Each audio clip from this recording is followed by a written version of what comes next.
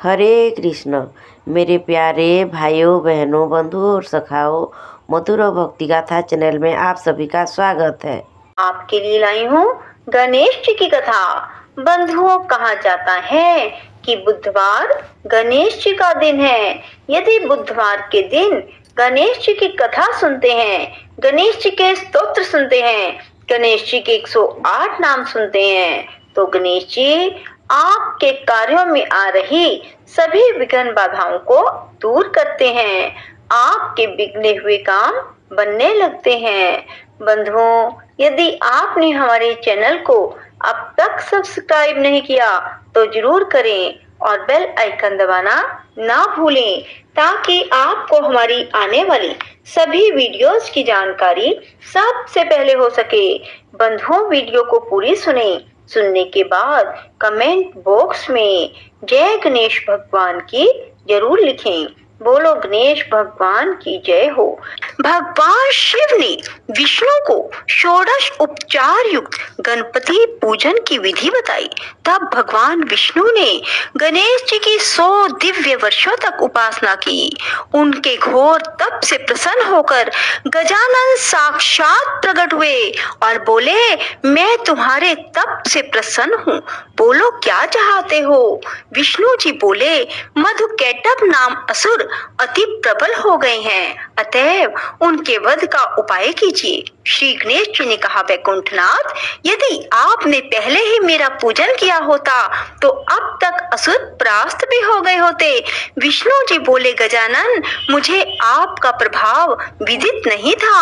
अब आप वही कीजिए जिससे मैं उन असुरों का वध करने में सफल हो सकूं। हे नाथ, इसके साथ ही मुझे अपनी अनन्य एवं दुर्लभ भक्ति भी प्रदान करें।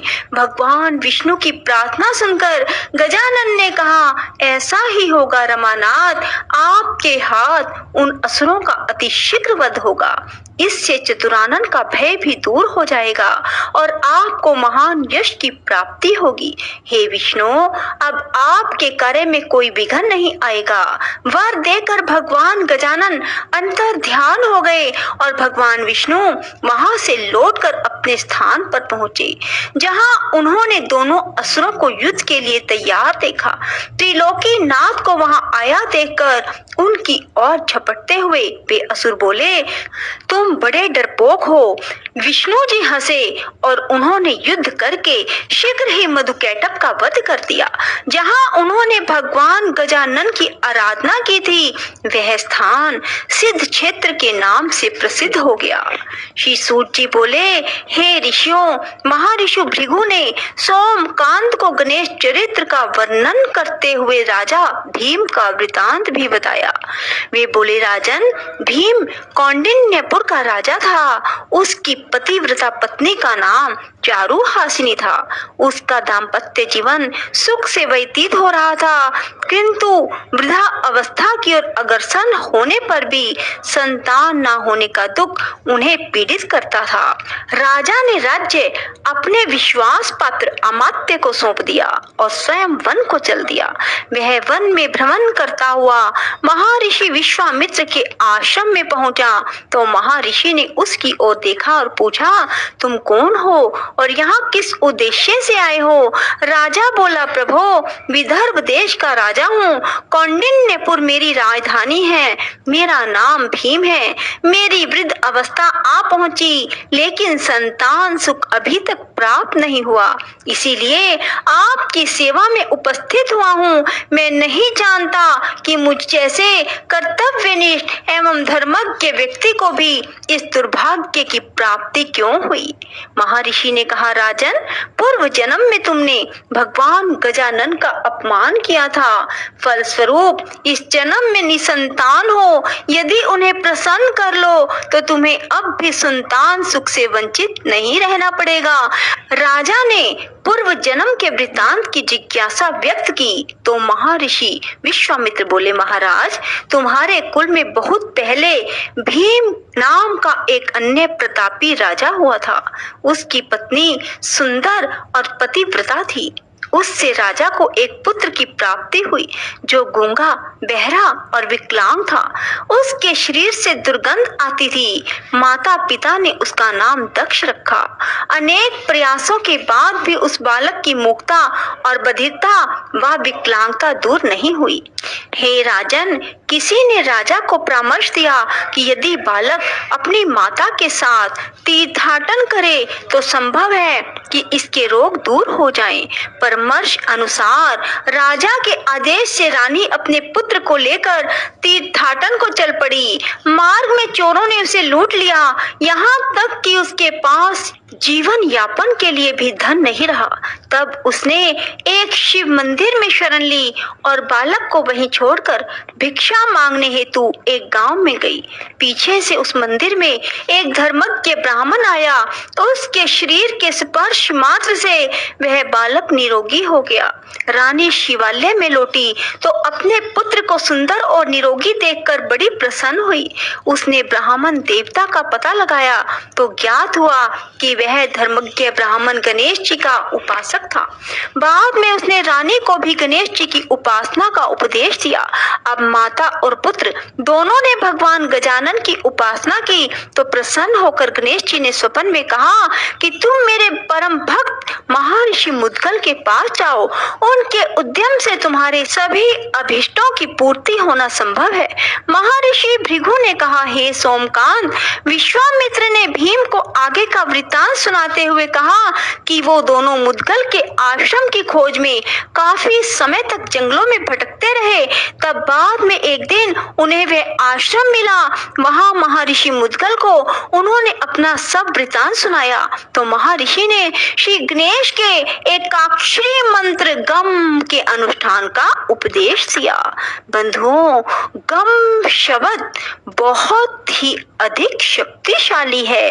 यदि आप भी भगवान श्री गणेश जी के गम शब्द का बार बार जप करते हैं तो ऐसा हो ही नहीं सकता कि आपकी मनोकामना पूरी ना हो। सो बंधुओं, गणेश उत्सव के दिनों में ही गम शब्द का अधिक से अधिक उच्चारण करें।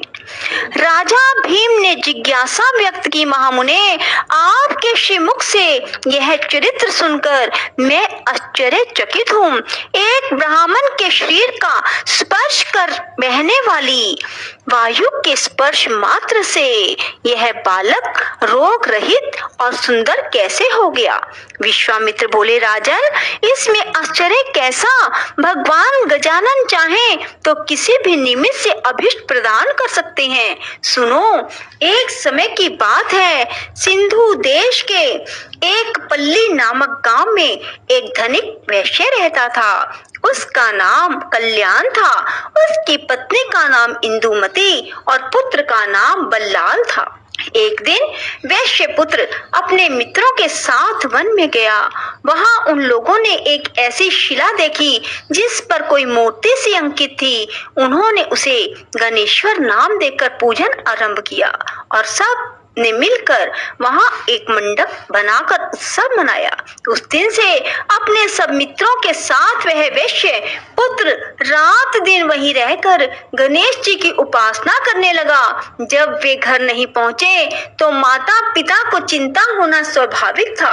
वे उन्हें ढूंढते हुए उस जंगल में आए और सब बालकों को उपासना आदि में लगे देखकर उनके माता पिता आदि ने कल्याण से कहा, कल्याण, तुम्हारे पुत्र ने हमारे बालकों को भी पागल बना दिया है, जो अरण्य में पड़ी हुई शिला का पूजन आराधन कर रहे हैं। इसलिए तुम अपने पुत्र को रोको, अन्यथा हमें उसके साथ कठोरता का व्यवहार करना पड़ेगा। यह सुनकर कल्याण ने उस मंडप को गिरा दिया और अपने पुत्र को मारने लगा। उसने उस गणेश शिला को उठाकर दूर फेंका और सब बालकों को वहां से भगा दिया। महर्षि विश्वामित्र बोले, हे राजन, इससे वैश्य पुत्र बल्लाल को मानसिक पीड़ा हुई। उसने पिता से हाथ जोड़कर निवेदन किया, पिताजी, आप भले ही मुझे दंडित करें, लेकिन उन सर्वात्मा भगवान गणाध्यक्ष का अपमान ना करें। वे अपने भक्तों के सभी विघ्नों का हरण करने वाले व कल्याणकारी देव हैं। उनके समान अन्य कोई बड़ा देव नहीं है। वैश्य ने क्रोधावेश में कहा, मूर्ख, इस पत्थर को सर्वात्मा कहता है। देखूंगा तेरा गणाध्यक्ष तेरे विघ्नों को किस प्रकार दूर करता है। कल्याण अपने पुत्र को एक पेड़ से दृढ़ता पूर्वक बांधकर बोला, अब भी अपनी भूल स्वीकार कर ले और गणेश की भक्ति छोड़कर अपने कार्य में लग जा। किंतु पुत्र ने पिता की बात स्वीकार नहीं की। वह उसे गाली देता हुआ चला गया। बालक को अपने पिता की निष्ठुरता पर क्रोध आ गया और उसने पिता को शाप दे डाला, तुमने मुझे इस निर्जन वन में अकेला ही निर्दयता पूर्वक बांधकर छोड़ दिया है। फलस्वरूप तुम बहरे, गूंगे, अंधे और विकलांग होगे। काफी समय व्यतीत होने व वृक्ष से बंधा रहने के कारण बालक थक गया। रस्सी के बंधन उसके कोमल अंगों में चुभ गए। इससे अत्यंत पीड़ित होकर वह भगवान गजानन को पुकारने लगा और अंत में उनकी ओर से भी निराश हो गया। तो उसने आत्मघात करने का निश्चय किया। वह वृक्ष से ही सिर फोड़ने लगा। वह बालक पीड़ा और निराशा के कारण रोता हुआ बोला, विघ्नेश, आपके भगत पर ऐसा महान संकट है और आप सुनते ही नहीं। पता नहीं आप कहीं हैं भी या नहीं।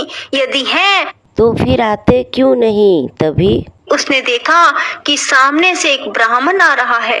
उसने तुरंत बालक के बंधन खोले और सिर पर हाथ फेरते हुए कहा, बस तुम्हारी पुकार सुनते ही तो मैं यहाँ आ गया हूँ।